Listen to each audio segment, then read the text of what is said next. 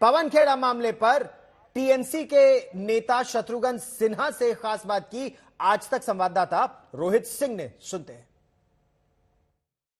शत्रु जी, पवन खेड़ा को आज असम पुलिस ने गिरफ्तार कर लिया है। वो रायपुर जाने वाले थे। एयरपोर्ट पे भी काफी हंगामा हुआ है।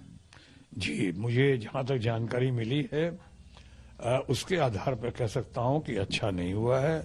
पवन खेड़ा देश के एक बहुत ही प्रबुद्ध प्रवक्ता हैं, बहुत ही अच्छा बोलते हैं वो, उनकी बहुत अच्छी सूझबूझ है, राजनीतिक सूझबूझ गजब की है उनकी।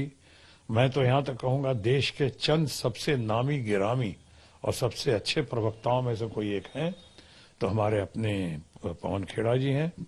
उनके साथ जो हुआ है ज्यादती तो दिखती है, लेकिन ये नहीं कहूंगा कि अनएक्सपेक्टेड था।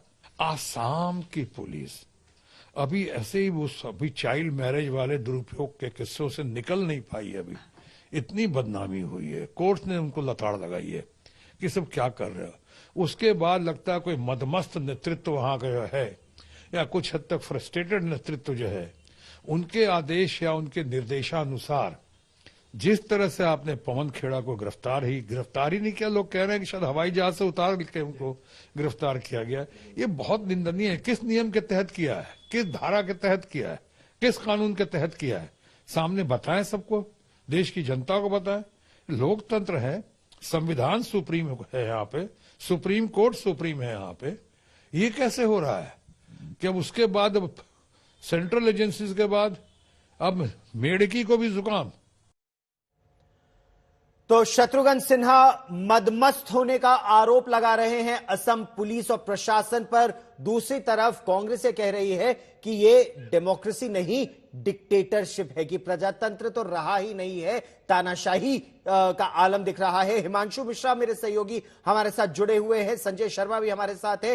हिमांशु, शत्रुघ्न सिन्हा ये प्रश्न पूछ रहे हैं कि आखिर इस तरह की धाराएं लगाई क्यों गई हैं और इस पर पुलिस का क्या कहना है कि इस तरह की संगीन धाराएं लगाने की क्यों नौबत आई?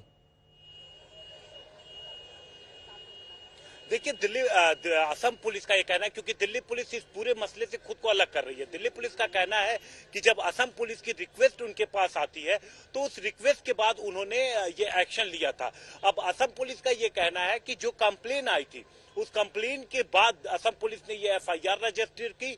उस एफआईआर में गौरव 120B यानी कि क्रिमिनल कॉन्स्पिरेसी के साथ 153A दो समुदायों के बीच जो सौहार्द है वो खराब करने की नियत 505 इस तरीके की धाराएं लगाई गई हैं। हालांकि ये जो भी धाराएं लगाई गई हैं इनमें जो सजा है वो 2 साल, 3 साल, 4 साल, 5 साल यानी 7 साल से कम की ज्यादातर जो ये धाराएं हैं। तो ऐसे में जो कोर्ट है वो रेगुलर बेल वैसे भी अप्लाई करने पे मिल जाती है। लेकिन यहाँ पर जिस तरीके से पुलिस का एक्शन था, जिस तरीके से पुलिस ने क्लियर कर दिया था, जब हम पहुंचे, ये देखिए करीब 1 बजे एयरपोर्ट से पवन खेड़ा को बाहर लेके निकला गया। उस वक्त असम पुलिस आ गई थी एयरपोर्ट पर। उसके बाद उन्हें थाने ले जाया गया। थाने में एक फॉर्मल गिरफ्तारी की गई। उसके बाद एक बात ये ऑफिशियल मैसेज आया कि पवन खेड़ा को गिरफ्तार कर लिया गया है, जो एफआईआर असम में की गई है असम पुलिस द्वारा। और फिर ये हुआ कि मेडिकल कराने के बाद उन्हें यहाँ दिल्ली के द्वारका कोर्ट में पेश किया जाएगा। लेकिन इस दौरान पुलिस को इस बात का भी अंदाजा हो गया कि सुप्रीम कोर्ट गए हैं और पुलिस उसका वेट करने लगी। अब जब पुलिस की तरफ से, सुप्रीम कोर्ट की तरफ से ये बात क्लियर हो गई कि तीनों एफआईआर को न सिर्फ एक जगह क्लब किया जाए बल्कि मंगलवार तक के लिए जब राहत दे देगी, तो उसके बाद अब से कुछ देर पहले ही पुलिस की टीम यहां पर पहुंची है। और एक तरीके से हम कह सकते हैं कि कुछ देर में जो ऑर्डर है, जो परवाने की कॉपी है सुप्रीम कोर्ट से, वो यहां पर पहुंच जाएगी। तो पवन खेड़ा को बेल यहां से मंगलवार तक के लिए, जब तक अंतरिम राहत दी गई है तब तक के लिए यहां से मिल जाएगी। इस दौरान पवन खेड़ा फिर अपना जो है वो रेगुलर बेल के लिए अप्लाई कर सकते हैं।